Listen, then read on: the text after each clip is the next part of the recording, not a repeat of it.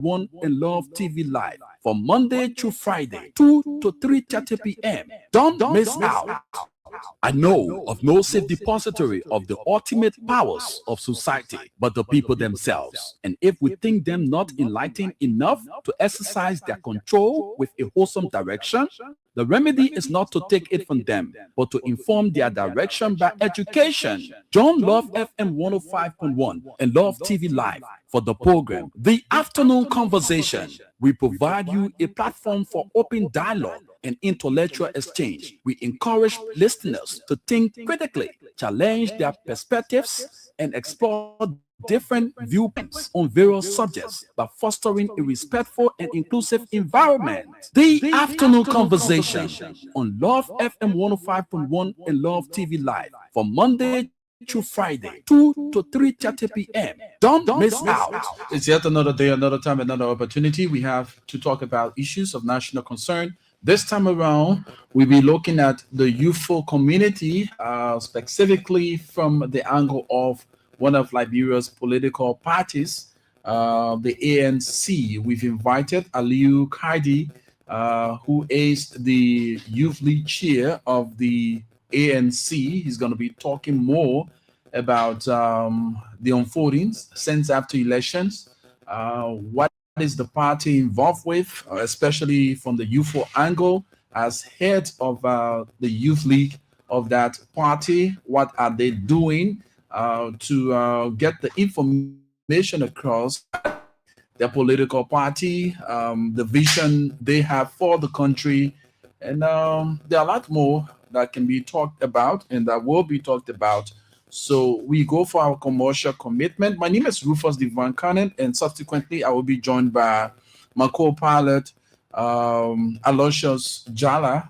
Jointly, we have the conversation here with Aliyu Kaidi from the ANC. But commercial commitment is next on this broadcast. This is the afternoon conversation, and this is where we exchange ideas for the common good of our beloved country, Mama Liberia. My people, I get good news. Enjoy the lowest cash out fees in Liberia with MTN mobile money. Only 2% fee will be charged on any transaction, whether big or small. Cash out today for just small man from any of our 25,000 agents across Liberia. No call will grow on your feet for your own money business. MTN Momo makes it easy, fast, and secure just for you. Dial *156# or download the MTN Momo app today to cash out with MTN Momo for just 2% fees. Fast, easy, and secure. Momo na we say again, they all want your mole cheese. MTN. If you want extra small money for the things that you're not expecting, let me tell you about Momo Loan. Live fast and easy way to be free with money problem. Momo Loan, the new way of taking care of things when you not get money. The first thing you got to do is to register. Dial *156*5# and you will select extra cash. Hey man, that one, that easy credit there. Momo Loan, they're not just giving you money, they are making you strong financially. Momo Loan, that your fallback position, that you're dependable. Go get it. Don't wait, go register today and control your money power with Momo Loan. Momo Loan, extra money for the things that are important to you.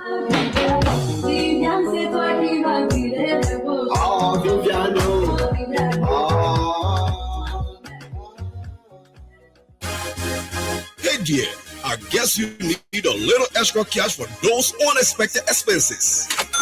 Introducing Momo Loan, your quick and easy solution to financial freedom. Momo Loan is your cash flow, extra cash when you need it, offering users quick financial support for things that truly matters. It's simple. First, you gotta register. Just dial *156*5# and select extra cash. And remember, with Momo Loan, we are not just giving you cash. We are empowering you with knowledge for a brighter financial future. Momo Loan is your cash flow, extra cash when you need it. Let's go. So don't wait. Get started today and take control of your finances with Momo Loan. Momo Loan, extra cash for the things that matter. Hey dear, I guess you need a little extra cash for those unexpected expenses. Introducing Momo Loan, your quick and easy solution to financial freedom.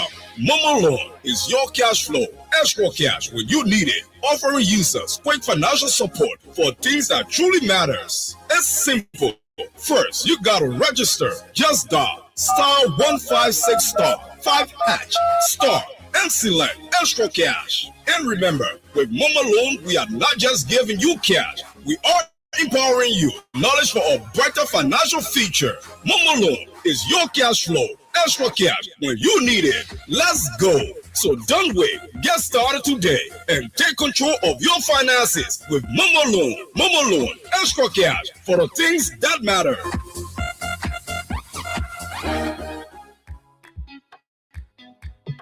Are you looking for fast, reliable internet for your home, small business, or office? Look no further. Get the MTN 4G router from any MTN service center today for just $49, Cat 4 router, and $89, Cat 6 router, and enjoy connectivity and convenience like never before. No stress, just connectivity and convenience. You can activate your router yourself at any time using MTN Momo or airtime. Just dial *355# and enjoy bundles starting as low as $9. Rush now and get your 4G internet router. Call 5656 for more information. Enjoy affordable, fast, and reliable internet with Luncell MTN. Business done better. MTN. Bah, what's it making your face sour again today? Bah, I'm supposed to pay my landlord today, but I forget today last Saturday and the banking soon. But a big problem, oh. But it looks like MTN mobile money get push and pull service. Oh yeah, oh. I can withdraw the money from my bank account to my mobile money account and pay my landlord in 5 minutes. Hey, thank you, Jojo, thank you. Banking with any of these banks: Citibank, UBA Bank, Access Bank, Echo Bank, BDR, IB Bank, Afriland, or Global Bank. Simply visit the bank and request to link your bank account to your mobile money account. Get access to your money whenever you need it. Without any, whenever, wherever. MTN. Are you looking for fast, reliable for your home, small business, or office? Look no further. Get the MTN 4G router from any MTN service center today for just $49, Cat 6 router, and enjoy connectivity and convenience like never before. No stress, just connectivity and convenience. You can activate at any time using MTN Momo or airtime. Just dial *355# and enjoy bundles starting as low as $9. Get 4G internet router. Call 5656 for more information. Enjoy affordable, fast, and reliable internet with Luncell MTN. Business done better. MTN.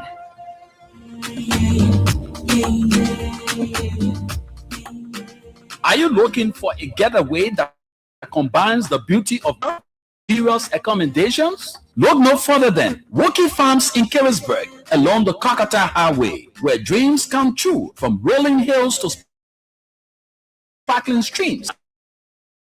We offer a unique experience for all with a 20% discount on all of our services. We are open every day from 9 a.m. to 9 p.m.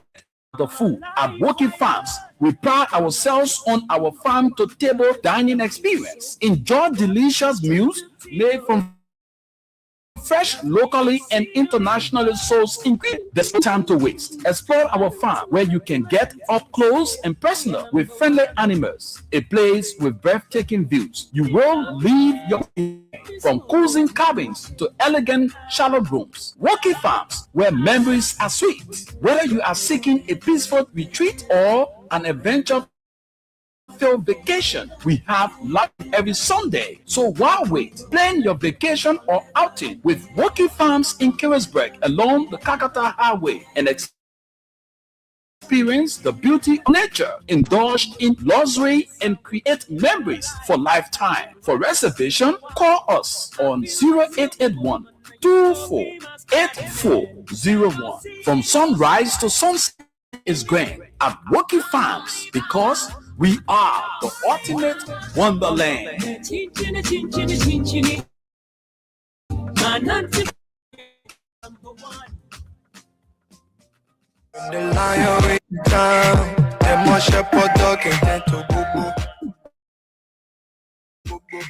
It's a damn and I have got news for you, radio and television stations owners and managers. Expert Communications Consultant is here to solve your equipment installation and purchasing needs.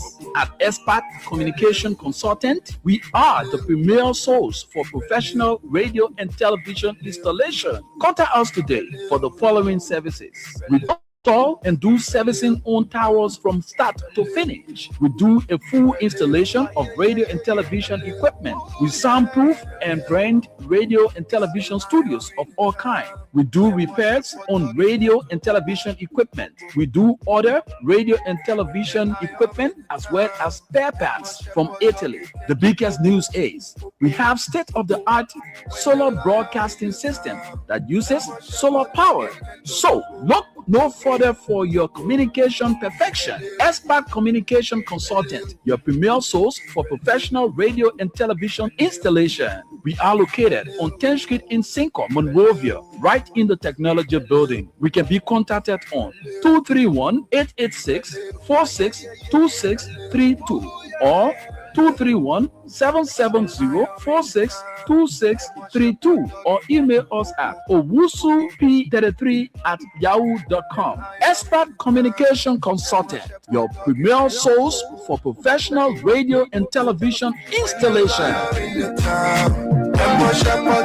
And after the commercial commitment, we are back, and of course, to get into business, talking about the issues that matters. Like I told you, we've invited this afternoon to have a conversation with a member from the UFO community, specifically political angle. He's Aliyu Kadi. He's from the ANC. He's the youth lead chair of that political party. We're going to be quizzing him on a variety of issues, also relating to some national issues as well. But our primary focus will be on the ANC. After elections, where are we? Where's the party? The young people of the party. What are the prospects? What are the gains? And what are they doing at the moment to actually see that the party, being one of the formidable forces when it comes to political party in the country, come 2029, if they are prepared to take state power. So Kadi is here with us, and I've been joined by my latecomer partner. He's always late. I will continue to chastise him until he gets used to time, because this business is all time bound. Jala is here with me. He's my co-pilot. Ali, welcome, my man. How you doing? Thank you. God minding me. God minding you. Yeah. Yeah, it's a good thing. He always mind us. He always in the business of doing what no man can do. So it's quite interesting to have you this afternoon. Jala, the latecomer, how you doing, my man? I don't know why you're referring to me as a latecomer, but I'll be it. Make me now. So I will chastise you. Good morning. I will chastise you. Good morning, the man. The afternoon is also late again. So, but again, it's good to be back here, man. You know, it's good to be back here having of us the Youth Congress of the Authority National Congress, our chairperson, in presence of Adi Kerry here with us. We're going to be talking. You know, we'll be looking deeply into the ANC and other national issues with us. It's always good to be on the radio, providing necessary information to the community. Ali, Yes. how's the ANC? Yes. Thank you, Rufus, and thank you, Jala, for extending us this opportunity. It's always a good thing, a pleasure to sit on radio and explain your position better, so that cultivated propaganda that is sustained repeatedly over time cannot be the narrative around your party. So we always see this as an opportunity to make our case, to tell our people our side of the story, to explain to them what we have in stock as a political party, that the status quo, we always say since the war ended in 2005, there are two parties that have been in charge of the state, the CDC and the Unity Party. So to some larger extent, whatever material condition the people face, whatever stagnation and decadence the country is experiencing currently, only two political institutions can be held accountable for those menaces and excesses in terms of governance. So there's a need we deviate and break away from the status quo if we want substantive and fundamental change to happen in our country. We can keep changing the forest, but the monkeys remain the same, and we expect changes. No. So the ANC offers that alternative.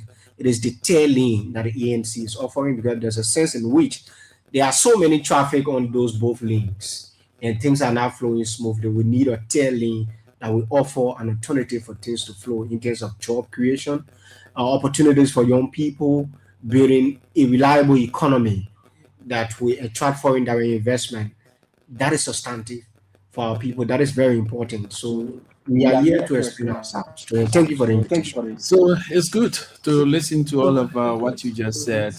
But my question here, the young people of the ANC after elections, is where you go back to status quo, and where you err, you go and right your wrongs, so that you make yourself a better version.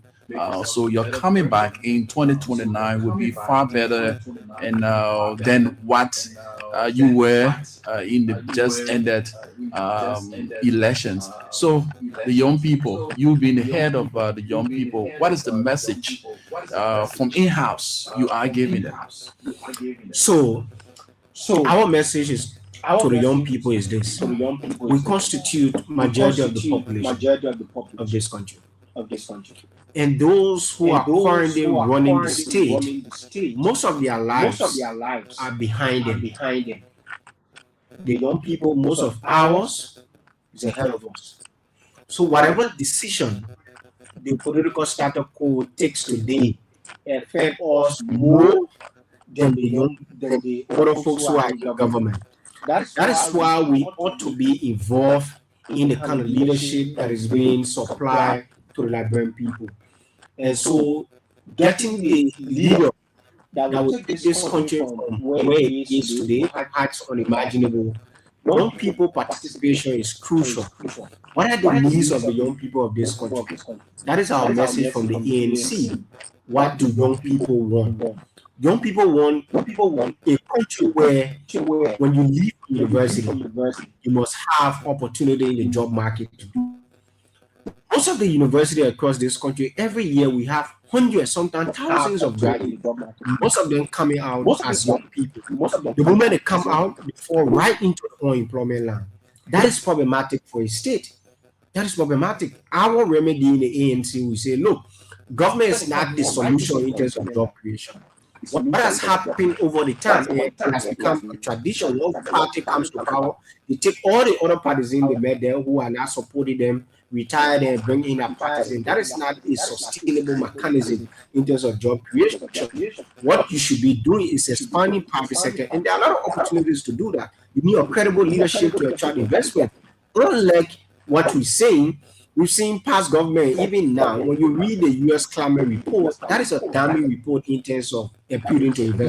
Now, before we go to the national scene, I'm specifically focusing on your message to your partisans, the young people within your party. I'm not looking at the outsiders. I'm looking at from within, you as a head. After elections, you may have had your shortcomings, you may have had your differences, you may have had some other issues that you needed to work on and that you need to work on specifically. So getting them back, the reunion, to rejuvenate the energy that you took to the elections, the 2023 elections, and now focusing on preparing for 2029. What is that message? That strange kind of message that never existed for the 2023 elections that you now have for your own people within before we go to the national scene? So the message to our people is there's a sense in which after the 2023 election, our base was demoralized, particularly the young people. Most of them were frustrated. Looking at the effort you put in and the results came out, that didn't reflect the effort the young people put in terms of supporting Mr. Cummings. So that was a frustration that demoralizes our base. What we offer them is a hope that, look, what happened in the past is something that we can learn from. Going forward, like then, our political leader agreed with us on this. He said, look, in 2023, we did not work effectively for enough of the young people. That was problematic. That was a mistake. And we have had a series of retreats at the level of the party, at different levels. We have learned from our experiences we had, and then we are righting those wrongs so that we don't repeat it. We are now coordinating from grassroots level in terms of the youth congress, the broader youth congress. We now are building capacity of young people in the district, building grassroots support, strengthening our district leadership across the country in the 73 district, and telling the young people, look, this time around we're going to do this thing. In the ANC, the young people will be taking the lead, ushering this change. Because if we want Mr. Cummings to be president, we, the young people, must be intentional about it and must take deliberate action to ensure that happens. And that is the kind of spirit that is driving the current Youth Congress of the ANC, ensuring that what we want, we do not wish it, we must do the work to ensure that that thing happens. And that ultimate thing is to ensure that Mr. Cummings becomes the president of Liberia comes 2029. That is the motivation, that is the sense, that is the incentive we are giving the young people of the ANC. Like, look, the political leader is willing and ready to work with us. We must wake up and drive this thing, because if it will happen, it has to be driven by the young people of the ANC. I know you have all of the data when it comes to membership relating to the young people.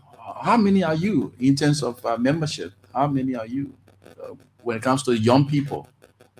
No, our party chairman used to say, Chairman Gould, he said, if you know all your parties in a small party, and ANC from 2017 up to now, according to the NDR, the Norwegian people, the Norwegian Democratic Institute, I think, they say ANC is the fastest growing political party. We have a huge database, very big database. And the ANC from 2017, when we had the first launch at ATS, majority of the people in the ANC are young men and women in the ANC. So we have a very huge following.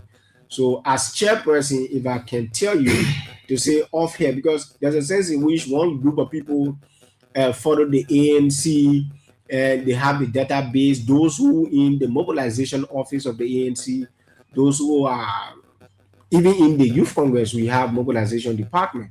We have these numbers that are growing time and time without numbers. And even after our convention in Kakata, we launched a membership fund drive. We are building a database where it's going to work offline. You can upload people information and immediately it will be stored in the central database of the ANC. So we have a very big following and it is growing over time. Recently, our political leader appeared on 2 different talk shows. There were mirage of young people coming to her and say, look, we're inspired by the appearance of the political leader. We think ANC is the place to be because these 2 groups we have been maneuvering between, they are now ushering in the change we want. So we have a very huge following, especially with the young people. So how's Mr. Cummings? Mr. Cummings is alive and well. He's up and ready for the challenge. He's good. He's doing well. Jala? Yeah, I think for me, I'm more concerned about the progress so far of the ANC after the October 2025 convention in Makibi County, and thereafter, the ANC has been a little, for me, I can say a little slower to catching up with things and with other political parties, and I would be more concerned about now where is the ANC standing or moving forward in progressing as a political party and reaching out? The ANC is pretty ready Recently, that was tested on Spoon Show in terms of, because many people thought, oh, the ANC get 1%, which I think that result defies common sense. Recently, even though the people who they say Kinte, Apiton guy, nobody is calling his names in the country, there's a sense in which that number was manufactured or something. But that is not the point. The point is, when we came outside of Kakata, we came with a new spirit. And most of the positions in the party are being occupied by young people. The Secretary General of the party, Desmond UJ Nimle, is a young man. Ta Wongwe, representative from District Number 9, Nima County, the Vice Chief of Administration, Councillor Lafia Gu, Mankula, all these people coming with so much energy to the party. We are restructuring our party across because we had this convention for the national leadership. So we also have a similar thing in the counties to bring in new people on board. Some people are going for higher positions. Some people are relinquishing to serve as advisor in the different capacity. So the party is moving. And going forward, you're going to see us moving forcefully. Even the Youth Congress, we're doing different activities with this drugs thing in the country. We took Mr. Cummings to West Point to interact with those who are falling victim of a socially condemned livelihood, those who call Zogos. And we have, because this just thing is something that the ANC is considering as a signature policy. If you read the UNDP report, it says that over 100,000 Zogos are in the country. That is problematic for a nation. We are losing a large number of young people to drugs. That is of concern to Mr. Cummings and the ANC. So the Youth Congress has designed a program in two phases. One, to talk to our brothers and sisters in the Zogo to see whether we can find some opportunity for them to take some of them to rehab. And the next phase is to move into different high schools to talk about drugs and substance abuse, trying to talk to people who are yet to get involved in drugs and substance abuse, not to get involved in the first place. So there are different programs we're going to be running. Mr. Comey is going to be meeting people where they are. Recently, he was in District 17. He's been to Banaville District 11. He interacted with young people there. He's meeting different people across the country. So yes, we are energized. We are not deterred. We are still moving because there is a sense in which change doesn't just come. You must passionately move towards what you want, and that is what we are doing in the ANC currently. Specifically, when we initially started to question you brought about unemployment of young people graduating from colleges and entering into the unemployment rate of the country, and a lot more you spoke about. So what is that program?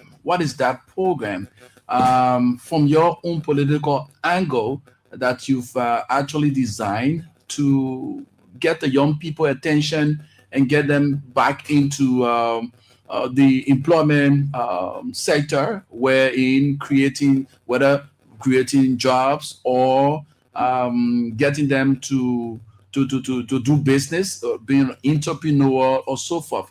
What is that program that you have designed from your party angle to meet up with the unemployment rate nationally? Yes, so our party, like recently, Honorable Ta Wongwe gave some slots to young people in our party to attend the Young Political Leadership School.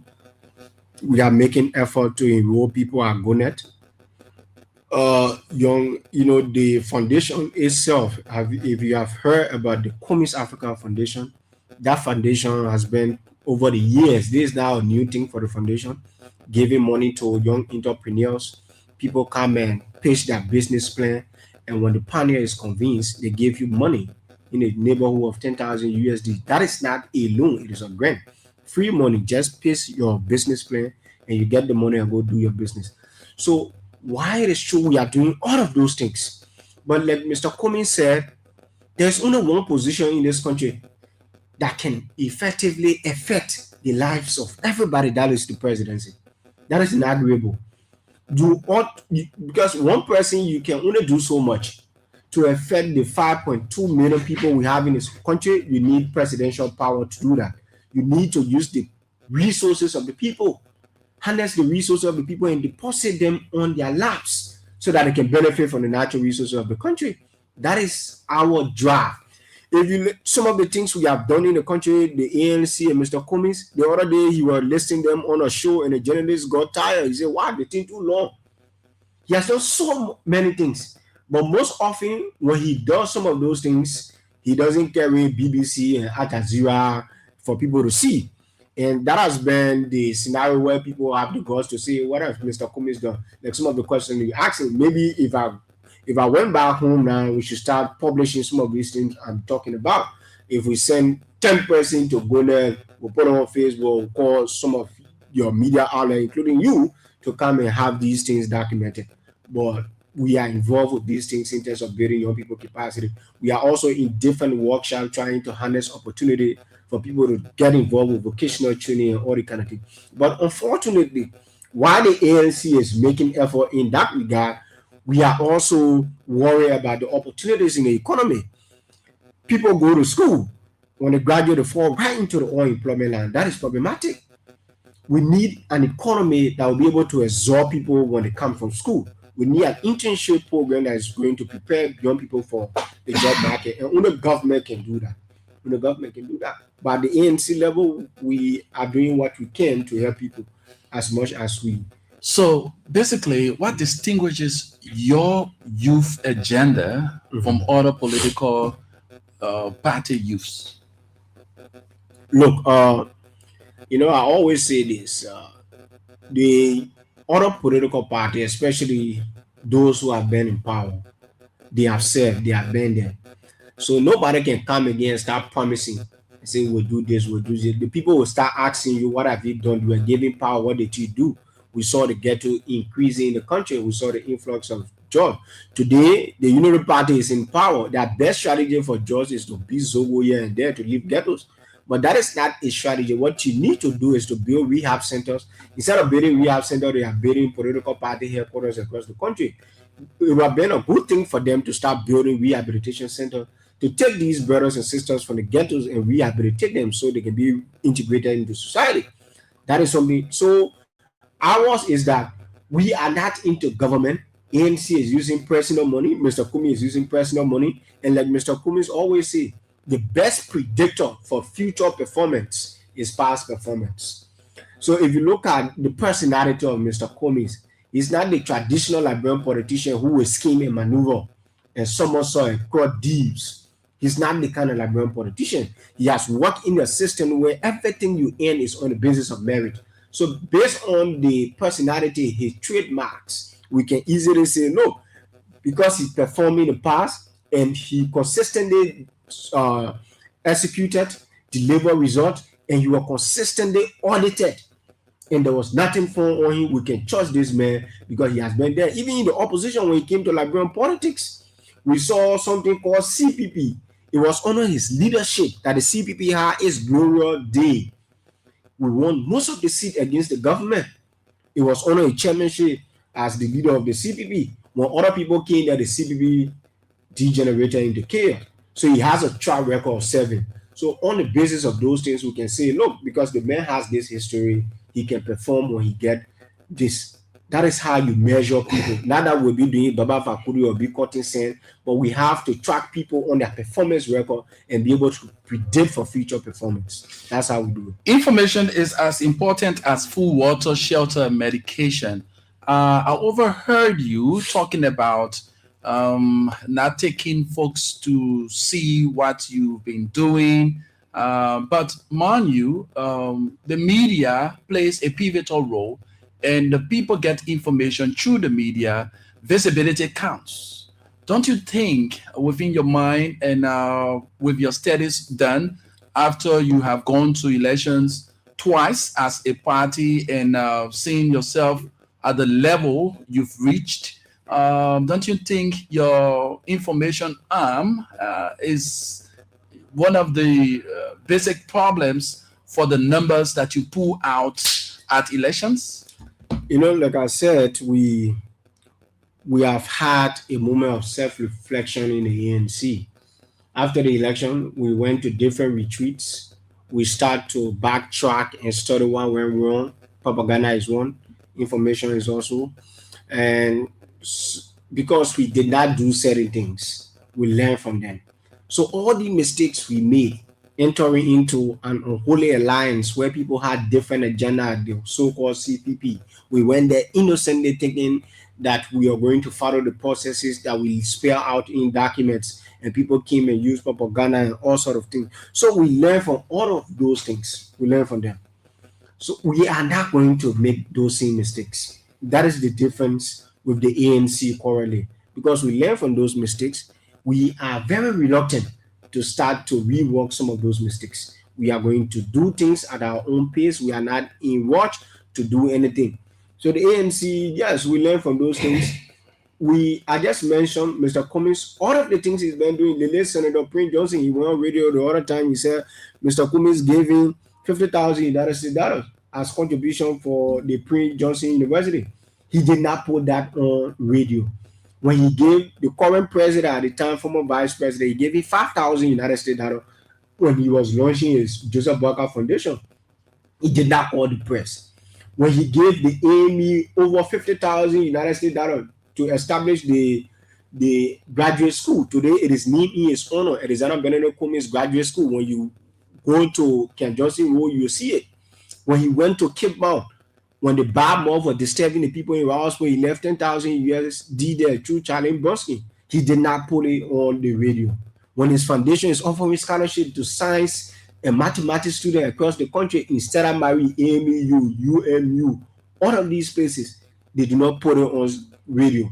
But consistently, people continue to ask, what have Mr. Cummings done? Like during the COVID-19, the foundation gave over $500,000 in medical supply to Catholic Hospital, J.J. Dawson, Phoebe in Bond County. All these places, redemption, is it called Mikutan, right? Redemption, all these places, he gave these things. He did not put it on radio or because he respected the dignity of people. But I think it is politically counterproductive. So going forward, whatever we do, we call CNN, we call BBC, we call Al Jazeera, we call Law FM, we call all these people so they too can bear witness that these things are happening. Therefore, people will no longer ask the question, what is the ANC doing in terms of easing pains on people, in terms of impacting the country? Most of the political parties in Liberia, most of their workings is centralized specifically in Monrovia or in Montserrat-based activity. But the voices of the rural youth mostly are not heard. What strategy have you put in place as a chairman of the Youth League of the ANC that those voices from the rural end to be heard? Yes, one is capacity. We are building capacity of our youth leaders to be able to sustain debate, to be able to take issues. So we are conducting a workshop beginning next month. We'll start conducting workshops across the country. We're starting with Montserrat, the 17 districts. We're going to conduct workshop, arm our people with the necessary information, and build our capacity. So yes, we want to see the Youth Congress in Maryland, in Nimba, in Lofa, taking issue and speaking to things that affect the fields. Because politics is local. The issues that affect young people in Montserrat might not be the same issue necessarily that affect people in Lofa. So we need to contextualize it in terms of advocacy. So yes, capacity building is key. We are doing that across the country, building our people capacity to be able to advocate and sustain debates in these different districts. So it's something that on our agenda. Jala, before I come to you, you as a head of the young people are specifically focused on your workings and before going national, right? Looking at you, you are a young man, you have your own shortcomings, but what is that big challenge that you face in terms of your work that you are placed at the position to do from the party angle? What's the biggest challenge that you face so far? Yes, there are challenges we face because one of the biggest is this. We need to bring people back to the fold.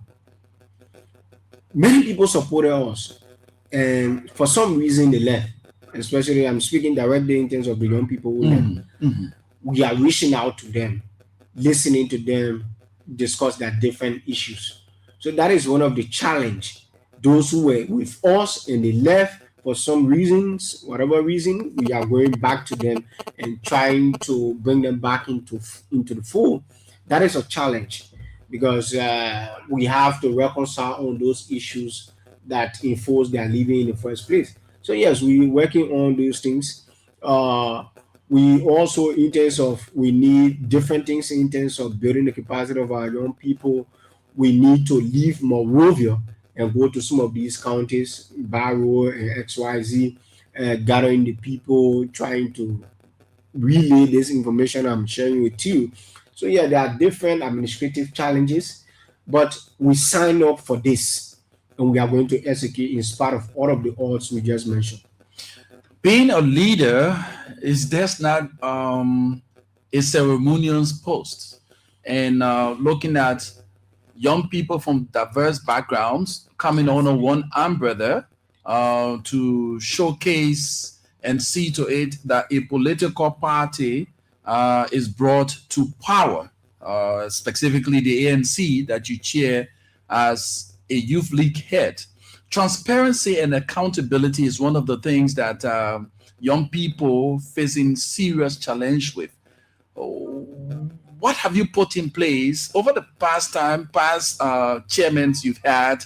They may have had their own shortcomings that led to the crossing over of some of the youth from your party to other political parties. So what have you put in place to actually govern your operation as a head of the youthful community of that political party in terms of transparency and accountability? In the ANC, unlike other political party where people can say that political money, it doesn't happen in the ANC because of the standard we have. We say leadership flows from the top. Looking at the personality of Mr. Cummings, every leader in the ANC is accountable, whether that treasurer or chairman or financial secretary, everybody play his or her role. Now, I'll give you a practical scenario. During the 2023 election, there was a guy who ran away with 70,000, right? That guy was pursued and arrested in Sierra Leone. That is the extent to which ANC is prepared to go to ensure accountability, because we must demonstrate accountability while we're in opposition to give the people a sense or an appreciation of what we would do in government. So as chairperson of the Youth Congress of the ANC, I'm not absolute in terms of doing what I want. I'm accountable. I make report both to my colleagues in the National Executive Committee of the party. So accountability is one fundamental principles in the ANC that is not taken lightly.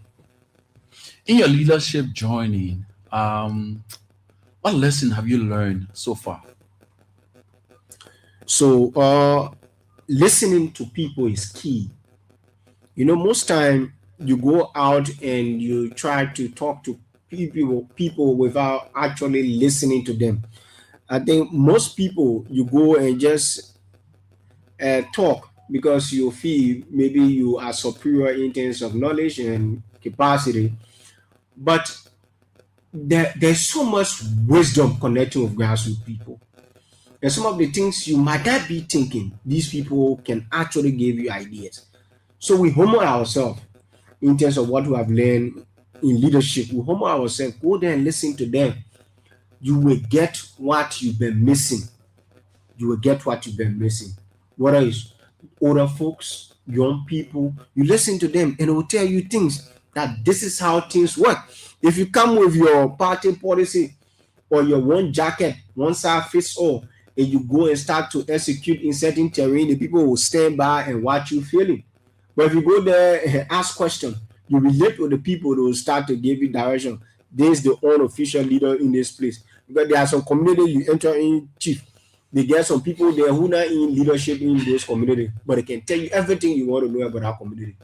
But if you go there and look at the mayor appearance or his status, you will miss out on what you need to learn. So you have to humble yourself, and we are very humble. We listen to everybody, and I'm a very attentive listener. I listen. hear what you want, hear what is applicable, and we go by integrate it into our plan. That is something that we have learned, not just to talk about what we want, but what the people want as well. So when we go there, we listen to you what you want, because most people are interested in what they want, not necessarily what you want. Though we want to change the country, but the people also have an idea of how they want to see their country. So if you want to liberate certain people, you must listen to them. They have issues of concern. Listen to them. Don't be all-knowing, which is not even possible. So humble yourself. Humility is very key in leadership, and we have had the opportunity to learn that early on. Lastly, before I come to Jala, out of your party line, but looking at you as a young man and you from another political party, on the national scene, you have a young woman being appointed and information coming up unilaterally. She was confirmed by the Senate, and subsequently she's going to take over that ministry. What you make of all of what is surrounding the young people and her employment? For me, having a young person at the Ministry of Youth and Sport is something that the youthful community can celebrate. But for us, the ultimate victory is not the question of age. It's about what you deliver in the position. So if you look at the issues affecting young people today, hopelessness, joblessness, most of us has turned to so many things with the anticipation that we will find solution in those things. The issue of young people today, jobs, the economy. Most young people are unemployed. That's why even the minister who is appointed there today, she had a scenario where somebody lied down on her car and when he's sitting that they need a job. That is problematic. So going there, yes, but we wish her well, nevertheless. But we want to see her tackling the issue early on, those things that affect young people. She should start to advocate for institutions that are going to build young people capacity. Recently, we saw the budget, the 2026 budget. You had 20,000 USD allotted to MVTC, a government institution that's supposed to run and build capacity of young people in terms of TVS training. 20,000 USD is infinitesimal to the kind of young people in terms of number we have in the streets. But you look at the speaker budget, the legislature has over 500,000 for entertainment. That is where the Minister of Youth and Sport comes in. Those programs that affect young people. We have youth service program, opportunities, scholarships, and all these things. We want to see these things happening. Sports, young people, there are so many young people who have so many talents. We want to see the ministry tapping into that, building the capacity of young people so that they can explore. We want to see our young people competing in different tournaments. We want to see that. So yes, we're happy the fact that she's there. That suggests that she's going to understand the issue of young people herself being a young person. So yes, we wait to see what comes out of that appointment.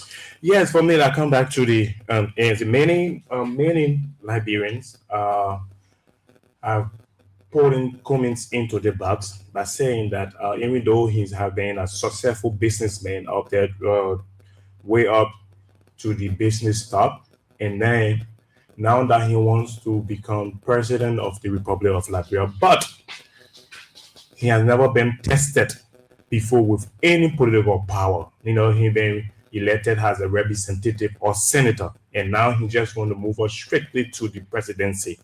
And many Liberians are concerned of him delivering because looking at his political will and capability, you as the chairperson of the Youth League of ANC, a very strong vibrant, do you think your political leader is up to the task if elected as president to take Liberia, as he always said, can continue doing the same old thing and over and expect results? Do you think he's able to deliver this country rightfully?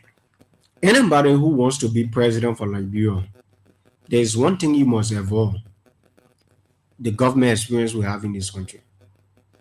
If government experience will change Liberia, but now Liberia should be more than America, because we have a president with more than 40 plus year government experience.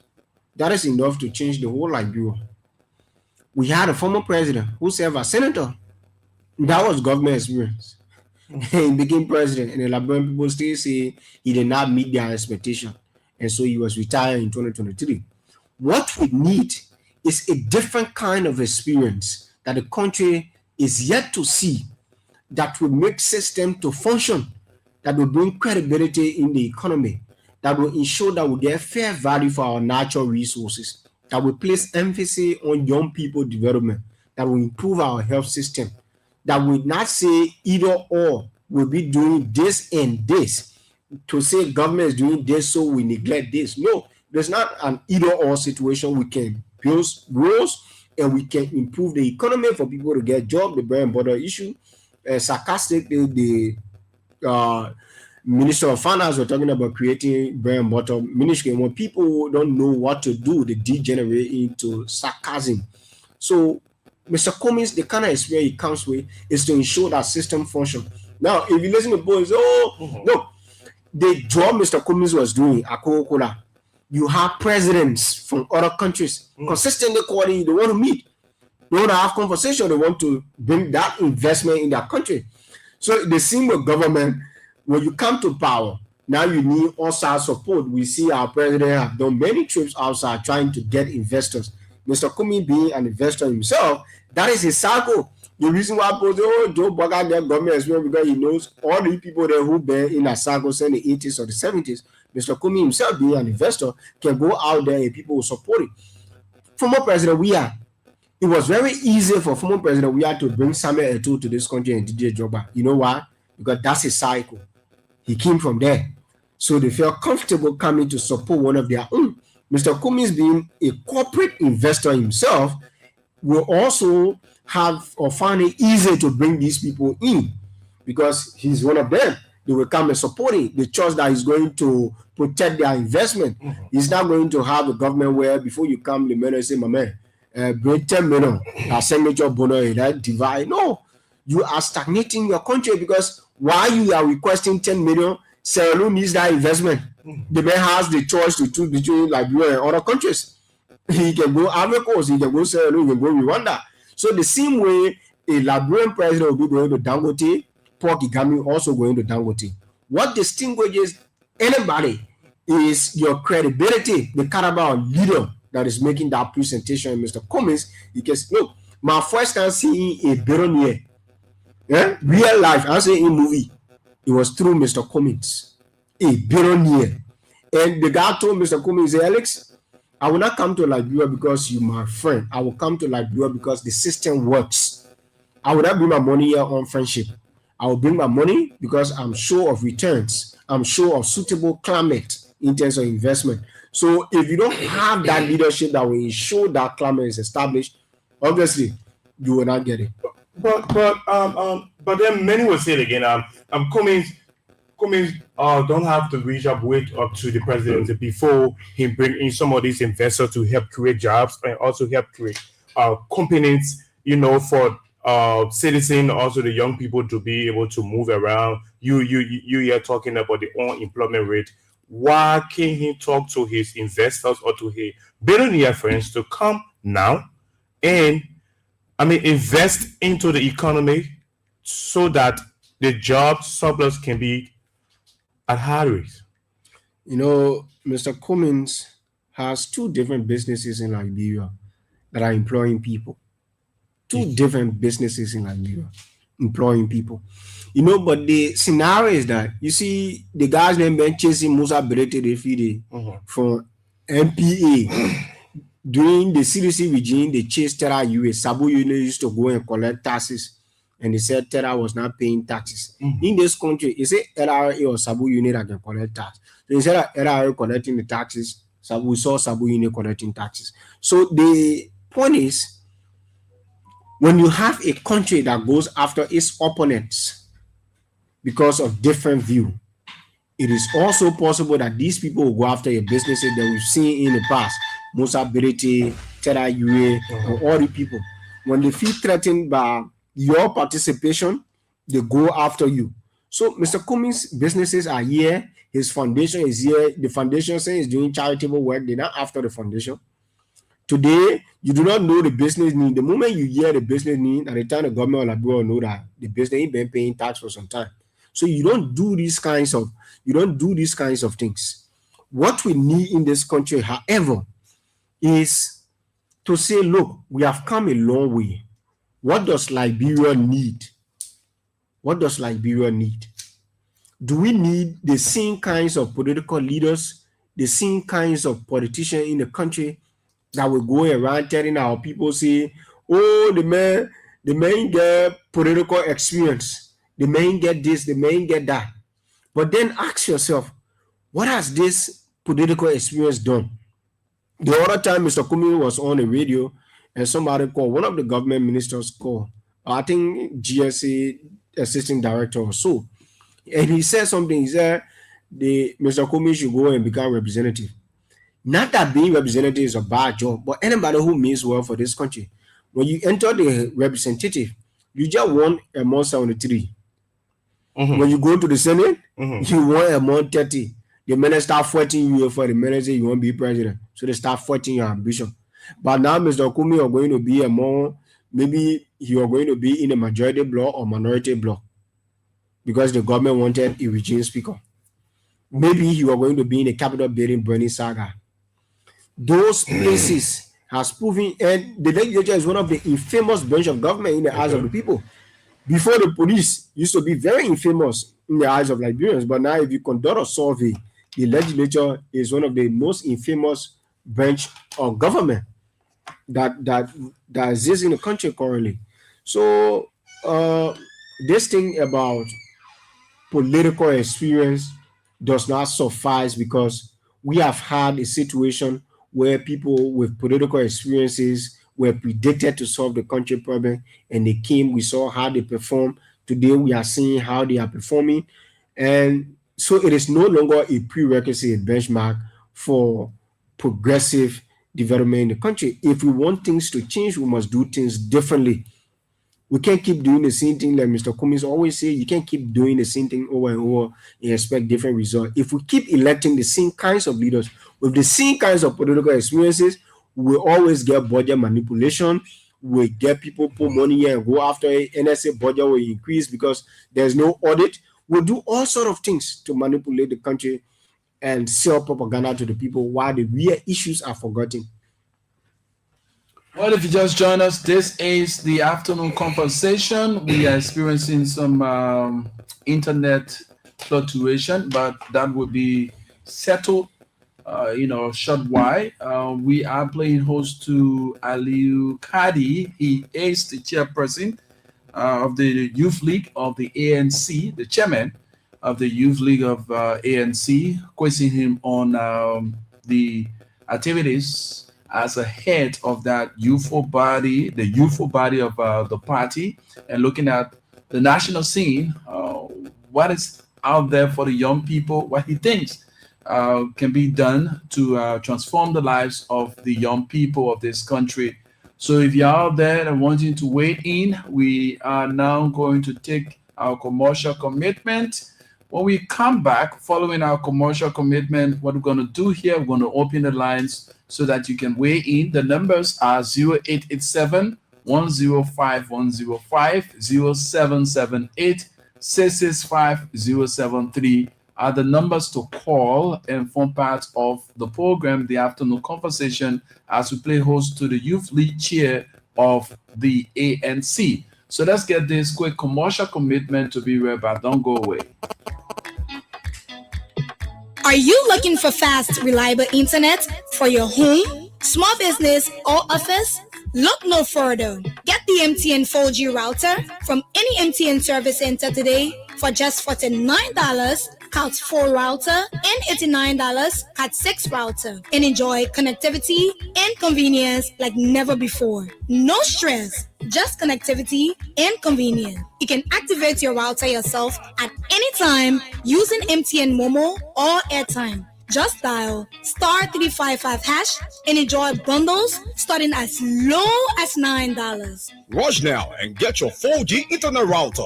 Call 5656 for more information. Enjoy affordable, fast, and reliable internet with Lusa Cell MTN. Business done better.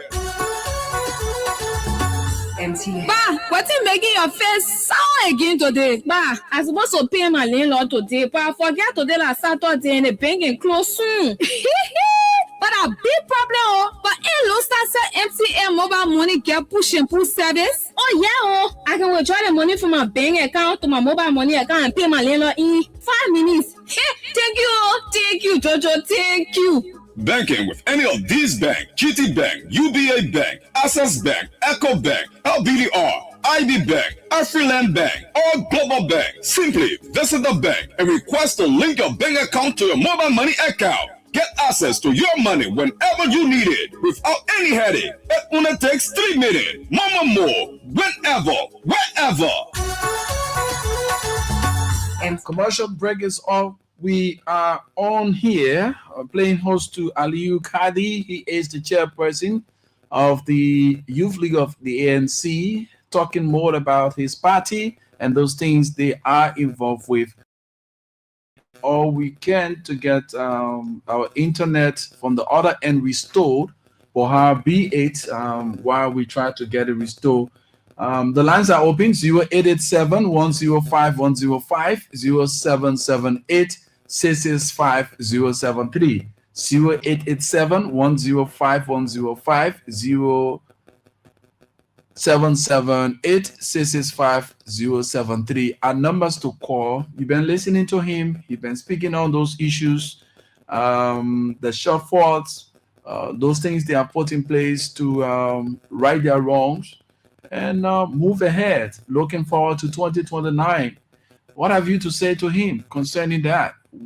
What are some of the deeper things that you know about the ANC that you want to talk about? The lines are open. The young man is here to respond to your questions and give you answers as well. 0778 665 073 0887 105 105 are the numbers to call. So Jala, on the other end, on the national scene, what have you? Go ahead. Yes, that we look into this this morning. We spoke about it. This whole you being as an opposition figure, Ali, and now looking at this government. I know in Liberia when they say you are an opposition person, which means you are not going to talk any good thing about the government. Yeah, that has been the mindset in our country about when they say you are an opposition man, you opposition person, which means nothing good you can be able to talk about government. But looking at this government performance so far since they ascend to power 3 years now, what can you say about their progress so far? Looking at some tangibles. So we hold a view that nothing has changed. You still maintain it after your political leader said it. Yeah, that is a policy statement in the ANC.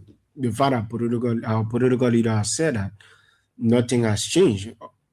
Now, many people say, oh, the great industrial rule, so something has changed. You see, when the LDC provided stability for some time, and people say, oh, that is part of the changes, and today it fluctuates. That is not something you call change. You don't do cosmetic things for propaganda purposes. There's only change when you run LDC for 6 months, and then there is some level of stability. Then you hear something change. That is not how you run country and solve problem. When you solve an issue, it must be you must go to the foundation and ensure that that thing you are solving, your solution is tangible. That even after 2 years, we can still feel the impact of that kind of change. That ain't the one they can be doing here. When they bring gasoline drops, but I still pay 150 from Oru to Broshki. The same 150 I used to pay on former president. I still pay the same 150, but you say gasoline is stable.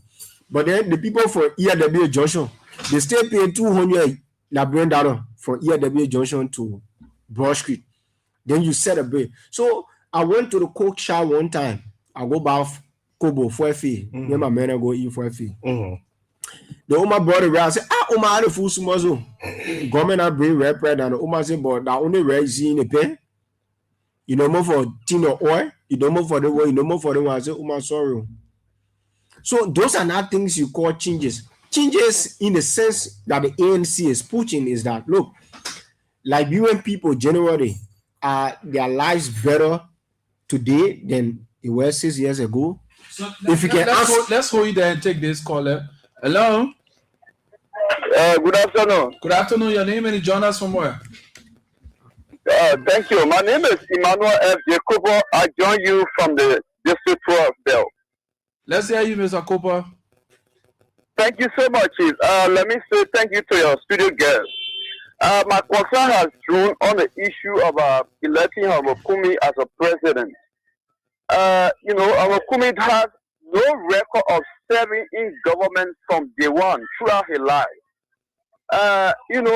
For us to have that belief whether he will perform, but saying it's not what we want to depend on here. Trust me, that might have been the concern of many of we the Liberians. They all may have not served government nowhere. For people to believe it and then take their position, give it to him, and then go there, and after the 6th year, you know that every year pass you are growing. So if we go and trust another 6 years to someone, then the 6th year go in vain, it won't be good with the Liberian. So for me, I will advise that Honorable Kumi go back to Maryland, go and start from the Senate. When he go back to Maryland, I'm very sure that he can win. He can win the Senate. Then he start from there. But for us to believe in, say, let's give him the position. You see, what you were talking about, somebody having the experience. Look at the experience today and then see what happening in government. You see differences. And that's the reason why the Liberian people retire former President Weah, because we know that he could not make it. So we would retire him just one term.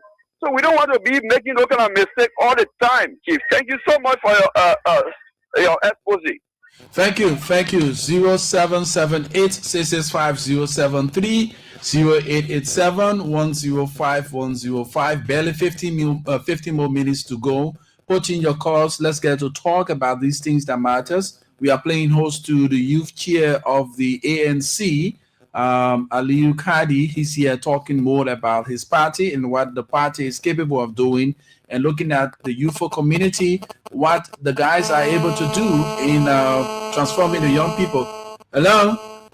Good afternoon, Robert Divan Cannon. How are you, my brother? How you doing? Where are you joining us from? Good, and you. Good afternoon to Mr. Kai. This is the woman. And for me, tell you single afternoon. Okay. You know, it's laughable for the brother to come in studio and not talking anything in the tangible. He just take around because he has no fact. Let me ask you for the all. We can't suffering. How far that is wrong? Are the Blena still suffering? I want to know for him. And also, you say Mr. Kumi, he cannot go to the House of Senate because the House of Senate is some people also because they can't go there. They just tell me that Mr. Kumi has political muscle. Because the House of Senate is all about fact, about lobbying, about bill, other things. So you want to go down there and then you don't become a police car and become president. They could have been with the Kumi and become president. Maybe like in Maryland, in America. Right here. So let me say that to you, everything the country is there for a try error, they are doing so. You have your former chairman, Mr. Bele, they always said that Mr. Kumi now we president in the country, he come to resign. Why are you talking about that? What you got to say about that? And you also need the country. You see the blood, then who that? Demon others are taking place all around the country. Where Mr. Kumi contribution? Mr. Kumi is saying he's giving education. We have school around here, we're putting now, okay? To send a kid to that school. So it's a complete contradiction for the youth here. Even the youth here one is saying struggling. You know, they got more about the movie and that. They talk about them with the Kumi is a billionaire. Why you can't fully follow? I'm just upon the afternoon the guys and come with leading information. I think the point is that deceiving the people. Mr. Kumi is not probably the material. I think the farm play the question. How many job creators are Mr. Kumi are created? You are over country. The blue was talking roster border around here. When you there? When you there for the other people? You got your president in New York. Thank you so much. You listen to the caller, the two callers.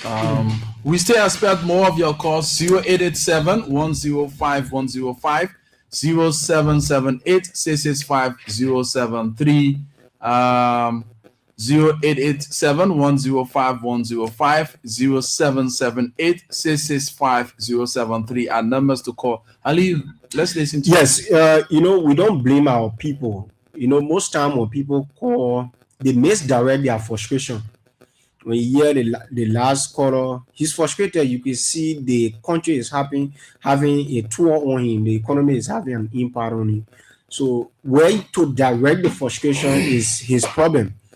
Whatever condition you face in the country now, it's not Mr. Cummings' fault. It's the government you elected. So instead of coming to Mr. Cummings, let us direct our focus to the government and hold them accountable, because the government is not doing a favor when they perform. The government, all the people from the president down to the janitor, everybody taking pay. So when you come and say demolition exercise, who demolishing people's houses? Is it Mr. Cummings or the state, the government?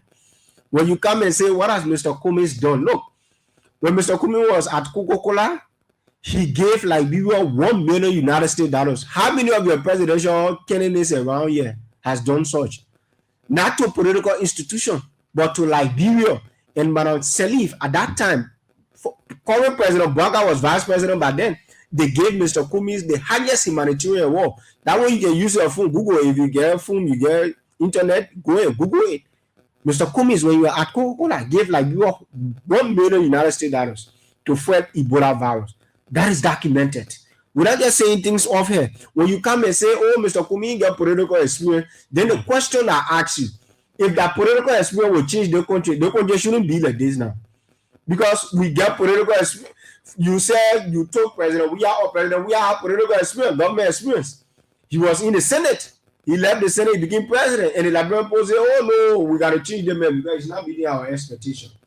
So you get current President Bwaka now. He get government experience. What is happening in the country? Things okay now? People get job. He came with a political experience and started to take people from training position. Just today, the court is saying he was wrong for taking the director at Enfield. They say he should reinstate him or pay him back his money.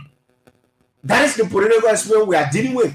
The political experience that will take the central bank governor from office and pay him even though there are corruption charges on him.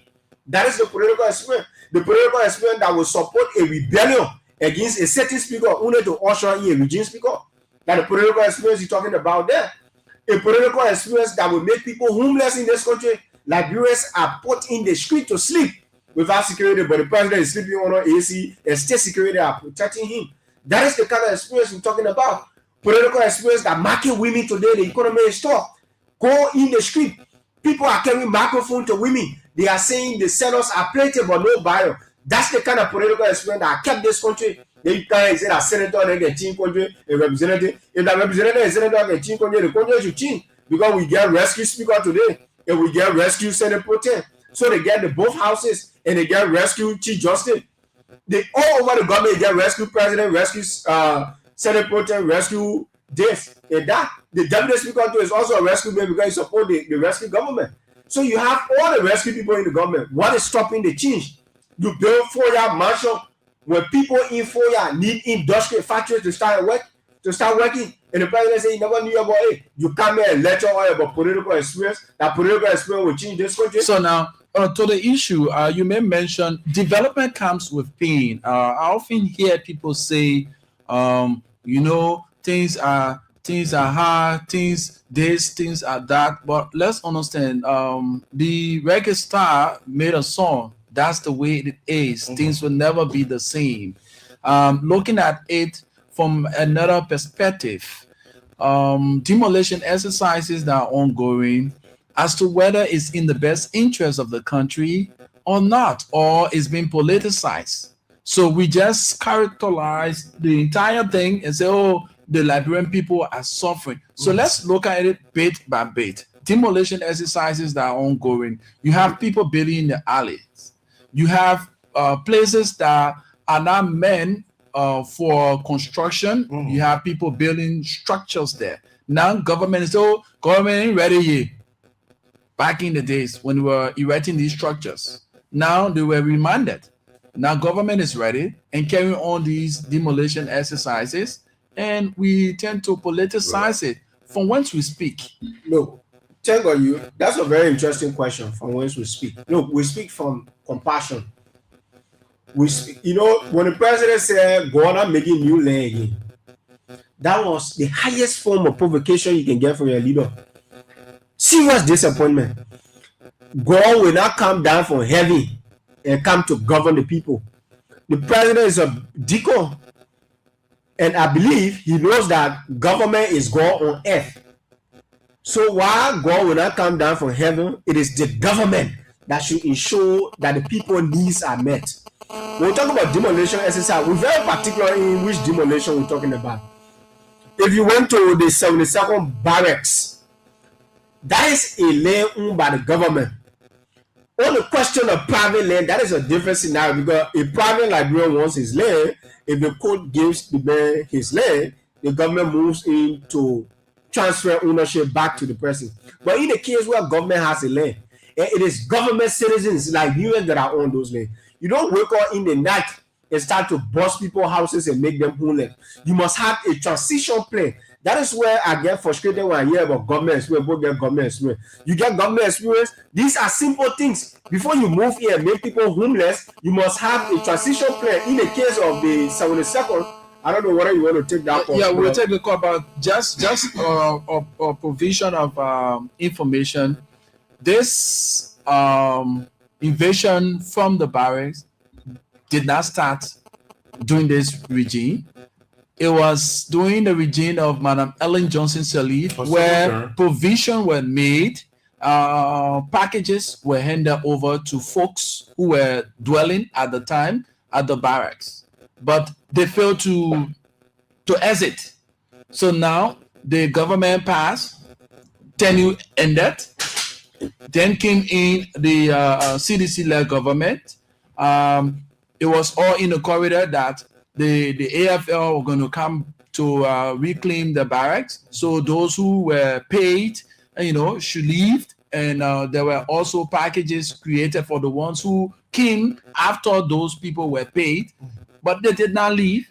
Now we have the recruitment of men and women to energize our state security. Where would they be? Okay. So now the people have put in place the mechanism. Even when you go there, you see the AFL have provided vehicles to transfer those dwellers things to the destination they form for themselves. So if it was just something that they did out of a blue sky without a well-planned or a well-structured stuff, then we know it from that end. But this is something that they are even helping those who were dwelling at that place to take their things with their trucks to their destination they are from. So let us now go down. No. I think that there is a need we clarify something here. When you come and say people were given packages, it's unverifiable. That I don't agree with that narrative. One, the evidence is that I don't agree with that narrative. We saw people saying we did investment on this land up to $500,000 USD. If government actually gave people money to evacuate that place, there will be less resistance. There will be less concern demanding the president to go there and intervene. If you pay somebody to leave this house, government being government must ensure that people leave. You can say you pay all the people to leave the place and you sat supinely in your lie and other people to come there. That is problematic. It speaks to on a political way. Now, come in now. Let us get this thing, because it is something that we need to clear the air, and information dissemination is as important as food, water, shelter, and medication. So if we misinform the public, our medium being used for misinformation, that will send a dent on our integrity. So let us get the records straight up. That's why we tend to provide these information so that the public get to understand what is unfolding. Now, some of the structures, the present structures that you see at the barracks, by the time this payment were being carried out, you never had those structures there. I personally lived within the 72nd area for years. I grew up in the 72nd area, and we only had those barrack structures there.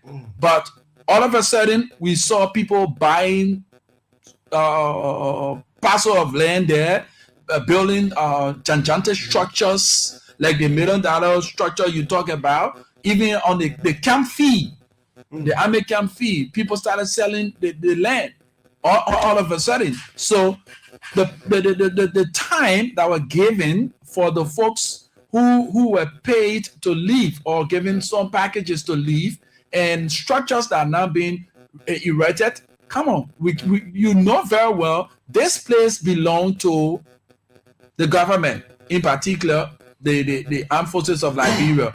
But willingly, or all of the mindset that government not really yet, because that's our mentality, you go and build a structure, not doing verification. That's why we want to say to the Lands, Mines and NJ, or the Land Authority rather, to inform the people, carry on the level of sensitization in acquiring land or parcel of land in this country. Because mind you, people will just come all of clear blue sky when this land vacant. They come and create the avenue, sell those lands, and the rightful owner, when they return, it becomes a problem. Then you have built a structure.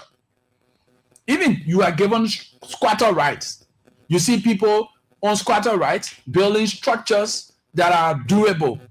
Come on, why can't we say them? So on a political will, people might have used that means, okay, we cannot move the people now.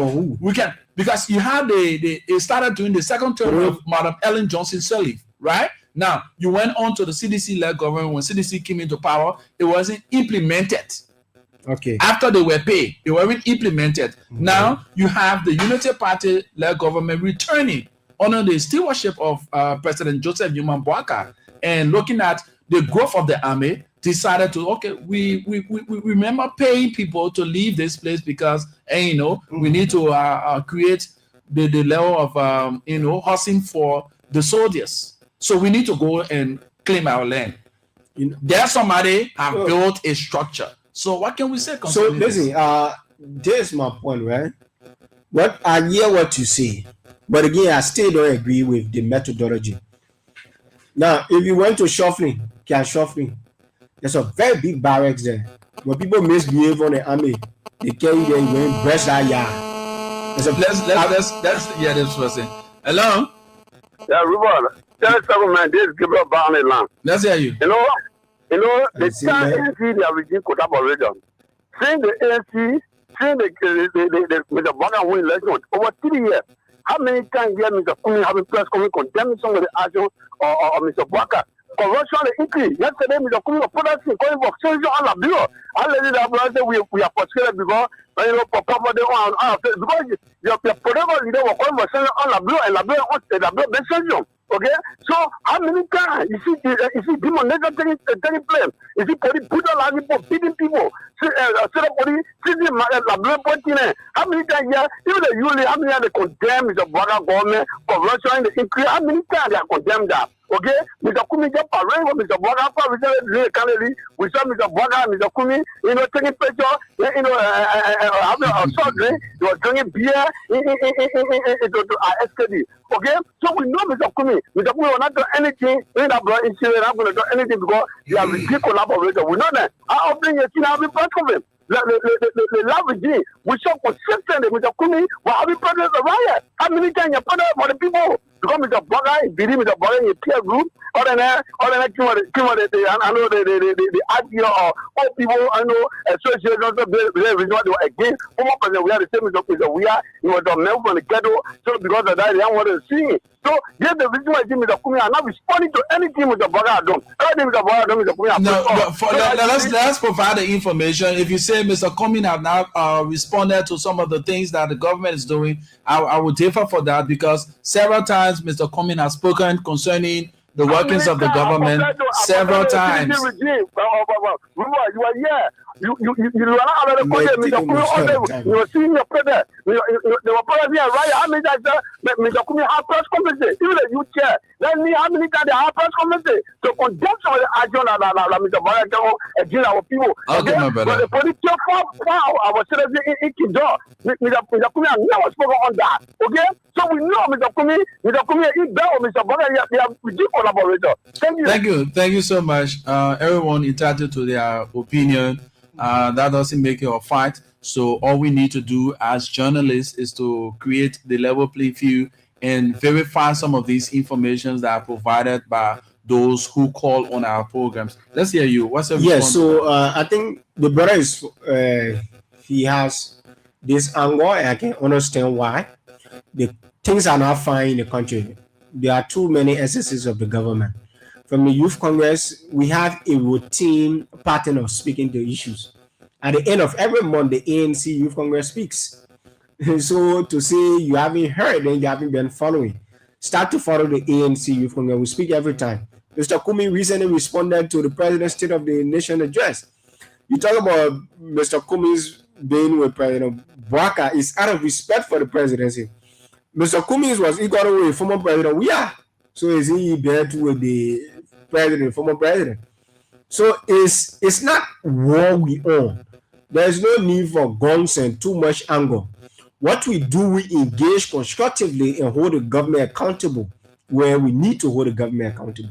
So Mr. Kumi is on recently he was on OKFM. He gave his perspective about things that are happening in the country and things that we need to change in the country. He went on school, he did similar things. So that he was on Care Radio. He spoke to different issues. He talked about how Liberia is not getting the fair value of our natural resources. That is directed to speak to the King George issue. Our people are not benefiting from these things. Concessions are benefiting more than the country. So these things we speak to them over time. I was talking about the AFL thing before we call. Now, the army is the Liberian People Army. It's not Sierra Leone Army. The army is supposed to provide protection for the country and its citizens. The army should not be seen, on the contrary, putting people outside that would harm their security because they should be providing security. What we're saying, when you say you get government, you must do things in an organized way and fashion. Remember, the president is the commander-in-chief of the armed forces of Liberia. So whatever action the army takes is being seen as the action of the president because he's the head of the army. He's the commander-in-chief of the army. So when the people went to the president and said, Mr. President, you the head for the army here, the army posted the one that land. There's no question about land ownership. We agree the army has to land. But this is the dignity of the people we're talking about. Where is the compassion of the president? You should have transitioned people. If you say government pay people in the past, but the same government allow the people to stay there, then it is a leadership deficit on the part of the government. Why must we pay people, according to you, people went by and the government still seeing the people going back? Why you finish paying people? That is a leadership deficit. But that is not the question. The debate is, now you meet people there. 2 years from now, that place will still remain the same. There is no immediate plan for development. Are you sure? I'm sure. There are places government broke ground recently for Justice Complex. They get money for it. Can we hold you for that? Oh, no. We are on record. All of the things we say, we are going on record for it. Government recently said, through the Justice Ministry that they're breaking ground for Justice Complex, they asked where you taking the money for. Is it the money in Rescue Agenda? Rescue Agenda, that budget? The money is supposed to be in the national budget. The agenda is just an agenda, it's a plan, it's a vision. The problem with ministry is saying we get money for that something. So you broke ground for it. So the AFL barricaded that whole place. Where's the money? Show all the budget line. You are journalist. Show all the budget line for AFL barracks and so on. There's no budget line. So if there's no budget line, meaning there's no immediate plan. What you do, since you have the latitude, you transition our people with dignity. You don't go kicking people out in the street because you have power. When you wanted power, you went to these same people, you compete to them. And you say, elect me, I will rescue you. When you come to power and you kick people in the street, you say, because government owns land. Who makes the government? The people. It is the people government. So the government should have compassion on its citizens. No government should feel satisfied kicking people out in the street. And you say, because you own the land. So what? The people gave you power to lead in their interests. If you fail to lead the people's interest, history is replete with people always aligning behind leaders who lead in their interest. If you prove the contrary, they will find an alternative. When people come there and say, oh, Kumis not get government experience. They say much about you, not Kumis. The Liberia we want, it is not people recycling government experience. Because this government experience has kept this country today so much corruption cases in the country. People steal and work scot-free. People manipulate budget. People benefit themselves. They sign different concession deal, bogus concession in this country only because they get government experience. We need technocrats and people who are able to face this country, and that is the credential, that is the experience Mr. Kumis brings. Now, from your end, your last word, parting from any question for him? No, I think. Okay, so yeah. time is fast spent. Aliyu, thank you so much for coming. And this last question: what legacy? What legacy you hope to leave as chairman of the Youth League of the ANC? Yes, look, our leadership, and I believe in what people say, that to test your success is to see your successor succeed. So we are building a Congress not around the personality of Aliyu Kiadi. We are building a Congress in the absence of Aliyu Kiadi can be able to function. We want to see leadership oozing out of the counties. We want to see Aliyu Kiadi in Monrovia. We want to see Abraham in Kipma. We want to see Kesali in Lofa. And we want to see To in Grenku taking out debate for their people, because there are serious exploitation in the communities. The rural area, you find more people poor in the rural area. We want to see young people there. So that is our desire, to see leaders coming out of the Youth Congress of the ANC that will be able to provide solution to national discourse. Thank you so well. He's Aliyu Kiadi. Time is now our friend. This business is all time bound. We had him here. He's the youth chair of the ANC. He's been talking more about the ANC and those national issues. I had with me Jala, Aloysius Jala. He was here with us. He's my co-pilot. We did carry you through on questioning Aliyu on those issues that matters. I always say to people, two things in this life you always be remembered for: the problems you create and the problems you solve. And we must take responsibility of two things in our lives: our fortune and that of our misfortune. Until we have the time again, tomorrow, John Kesse and Fanfoma will be here. We are here Tuesdays and Thursdays. My name is Rufus Divine Cannon. Have yourselves a wonderful and God bless day. Follow the rest of our broadcast. I know of no safe depository of the ultimate powers of society but the people themselves. And if we think them not enlightened enough to exercise their control with a wholesome direction, the remedy is not